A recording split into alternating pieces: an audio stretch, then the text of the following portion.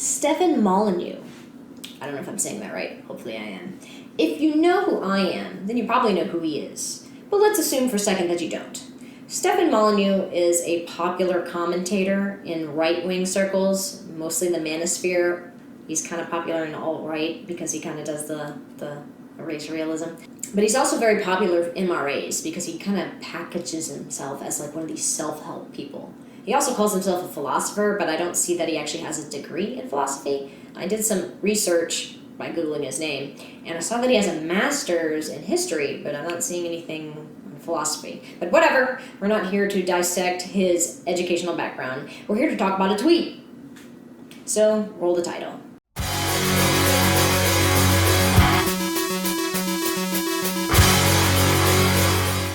The medsped's here, like the title says. The tweet of Stefan's that we're addressing today is one of my favorite topics because it affects me directly. He's talking about women who don't have kids. Ooh, evil, degenerate, whores. They just love getting dick down and drinking wine. That's what we do. That is what we do. It's because of feminism, apparently, I guess. But yeah, that's me. I'm a child-free woman, so I felt like I have to respond to this. I have to. So I'm going to take a slightly different approach besides screaming at him in 180 characters on Twitter, and I'm going to do the video format. The tweet that started it all. Ladies, by the time you are 30, 90% of your eggs are dead. Get married young, have your babies, then have your career. You have 40 years to work if you want to. You only have a short time to have children. Listen to Mother Nature. She loves you and wants you to be happy. Aww. Well, I'm so glad that good old Stefan is thinking about little old me. That's so sweet of him. Look, I'm obviously not all women. Contrary to what some people in the manosphere think, we aren't this nebulous blob, and we don't have these feminist meetings where we collectively decide what we as a group think. So I'm not going to pretend to speak for all or even most women. But I will make an argument for the case of those women who choose to have kids, but choose to have them later. I don't know what little bubble you live in, Stefan, but us bitter millennials have a little difficult time pulling ourselves up by our bootstraps. It's kind of a different economy now than it was when you grew up in the 70s or 80s or whatever. And even you yourself that I saw in your little shit fucking flame wars you had with people stated that you waited a while to get married and have kids. Seems kind of hypocritical. Whatever. I'm going to avoid the ad homs as much as I possibly can. But yeah, it's a completely different world. It's not easy for us millennials who don't happen to have rich parents who can foot the bill for everything or have some sort of exceptionally great talent where we excel in something super early in life. We have to probably go to college, which takes, as you know, Mr. I have 2 degrees, several years. You can go to trade school and, learn a trade and be out of school by 20, but most of us end up going to a 4-year university. So that automatically, takes that 18 to 22 and just throws it right out the window. But then, once you graduate school, you don't immediately get a good job. You have to get that shitty entry-level job and work there for a couple of years. Then you can get a better job that required years of experience, and then you still have to save. You still have to wait until you accumulate sick time so you can take maternity leave. These things aren't done overnight. There are 2 types of people who can have kids early and not be welfare queens. That would be trust fund kids and young women who marry older, already established men. They are the ones who can make it. And that's about it. Do you know what pisses me off the most about the fact that he's saying this? It's not the fact that he's telling women what to do with their bodies, like a lot of people in the Twitter flame wars are suggesting. I mean, yeah, that pisses me off too, but it seems like all these women in the comments, they're handling it. That's good. Go you. Whatever. I just don't like the hypocrisy. Because this isn't just anyone. This philosopher spends a great deal of time criticizing Western society, and one of his main criticisms is the welfare state. He doesn't like it when people have kids early, and rely on the government to assist with things like housing assistance and food stamps and Medicaid. He doesn't like that. He shits all over that, all the fucking time. But then he's going to turn around and tell us to have kids early? Which one is it, Stefan? What are we supposed to fucking do? So it just seems like really high, unrealistic expectations he has for women, modern women, Western women, white women. You know that's who he's talking to, right? He didn't care about the browns and the blacks. He wants them to go away and whatever. We're not going to do race realism today, not today. Child freedom. We're sticking on child freedom. Not only does he shit all over women who choose not to have children at all, yours truly, he wants to shit on women who rely on the welfare state, and he also wants to shit on women who are pulling themselves up by their bootstraps and are doing normal family planning and save money and have a good career first and have like a steady, secure home, then have children. And he's shitting on them because he read a study about fertility dropping when you hit 30. It's just, it's ridiculous. But where the fun truly is with this Twitter shitstorm is the storm that follows the original tweet. So I screenshotted some fun tweets, obviously not all of them because there are a lot. There are a lot of tweets. There are a lot. This must have been all he's been doing the past couple of days. So now we're going to pop up some of my favorite tweets in the shitstorm, and I'm going to offer my wonderful opinion on those. Audio part now. Go! So this is one tweet I wanted to pay attention to. I guess this is in the middle of all the shit he got for the original tweet. He says, women get mostly infertile at 40, but live to be 80. Without a family, what are you going to do with those 40 long years? So he asked a question, and some people decided to answer it. I know, crazy, right? One person, Natalie, I don't know, is there an H in that? I guess there is. This family. Your siblings and parents are family. You can just read the rest yourself. Yeah. And I guess he mockingly told her your cats are family because, us child-free women tend to have cats. Not all of us do. Some people have dogs. Some people don't have any animals. But yes, I am the stereotype. I do have cats.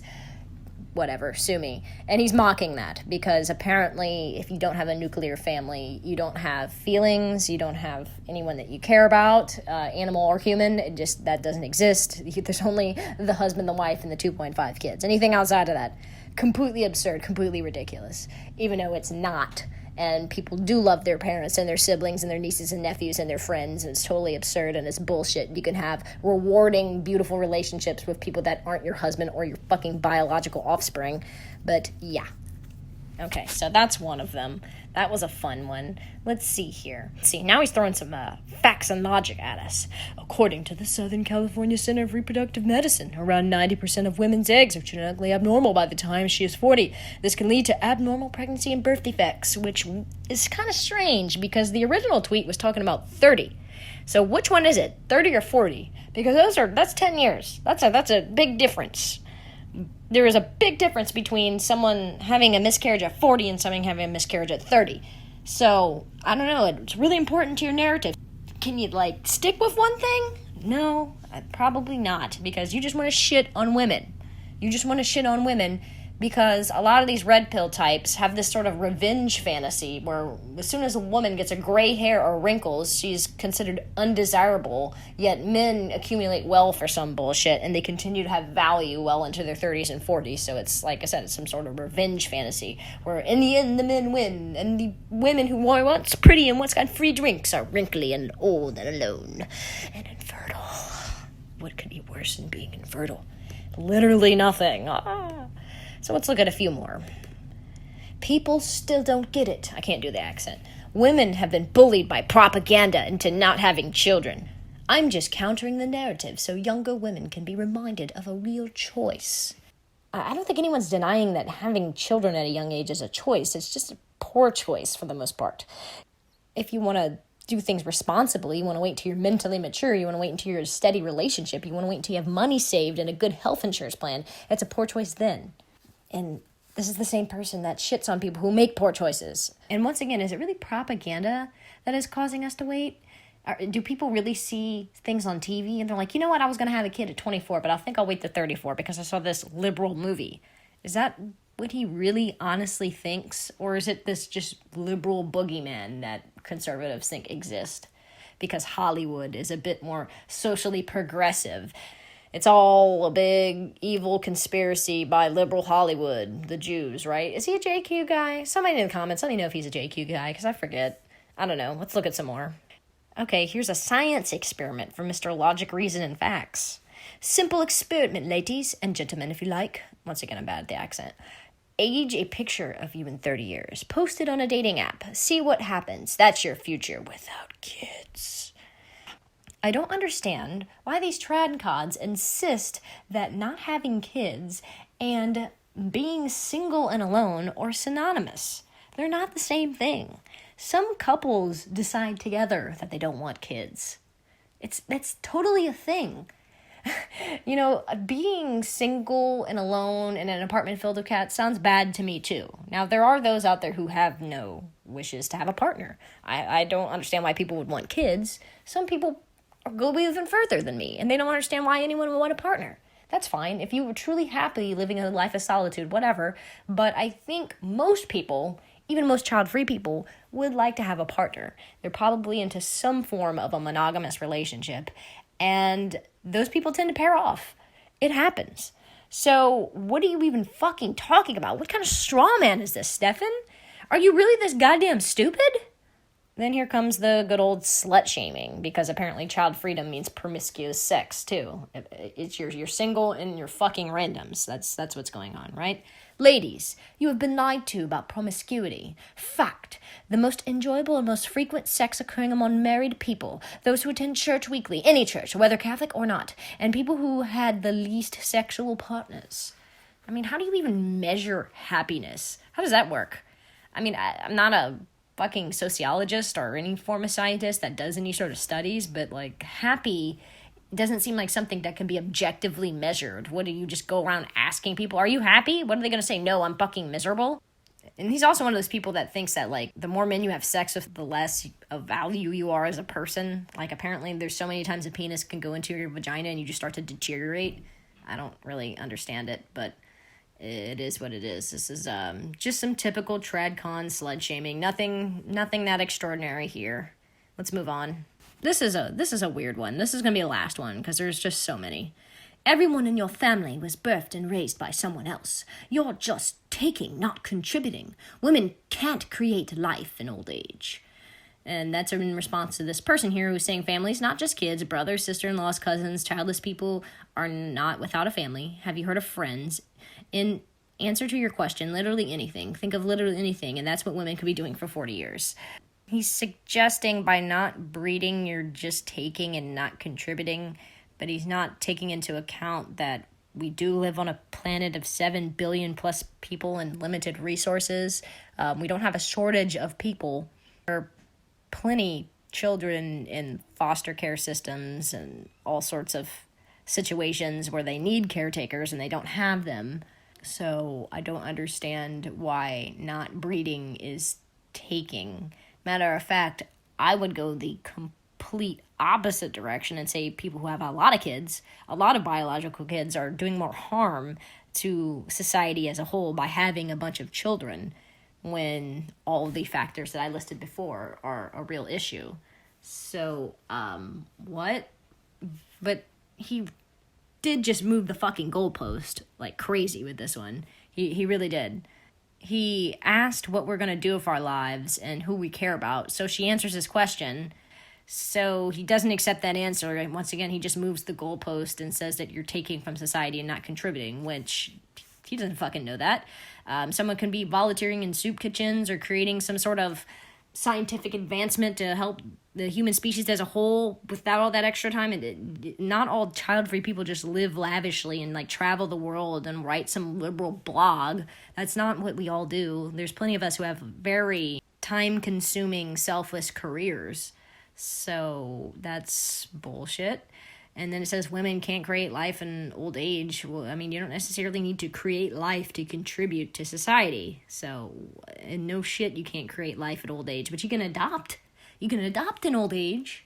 That sounds like a really good idea if you decide you want a kid late in life and you're too old to actually make your own. I don't know. But that's it. There's more, but like I said, I don't feel like going on and on and on. This is stupid. Well, that was a lot of fun. I hope everyone enjoyed that. I had a grand old time reading through that shitstorm. One other thing I did want to bring up. This is not a criticism of Stefan himself, but they had a person saying that we need to stop quote tweeting him because we're giving him a platform. Now, I understand if someone is left-leaning, liberal, leftist, communist, whatever, doesn't matter. On the left, not right or centrist. It's probably not a good idea to platform someone with extremely bigoted, alt-right, neo-Nazi, whatever views. So if you're a YouTuber and you have 350,000 subscribers and you invite an alt-righter with a shit channel that has the same number as me subscribers, I understand that's probably not a good idea. But we're even gonna, like, we're not even supposed to, like, retweet people? I mean, what happened to the whole sunshine is the best disinfectant? We can't even retweet people anymore. That's ridiculous. I retweeted him. Sorry if that pisses people off. My platform is a lot smaller than his. A lot. I don't think it should be, but it is, and I accept that. But yeah, that's pretty much it. I covered everything I wanted to cover. If you enjoyed this video and you enjoy my other content, I recommend that you like and subscribe and share. If you're feeling super generous and you have money to throw away, you can always give to me on Patreon as well. But I don't expect that. If anything, like I said, just spread my content so hopefully more people will watch my videos in the future, because it's totally not fair that I don't even have 2,000 subscribers. It's not fair. I'm a freaking lefty. I need subscribers and stuff, and I don't want to work for it because I'm a lazy, entitled millennial, right? That's what I'm supposed to do? Okay, yeah. Whining part over. Actually, the whole video's over. So, yeah. Until next time, I'm the Meds Beds. I'm out. The Meds Beds!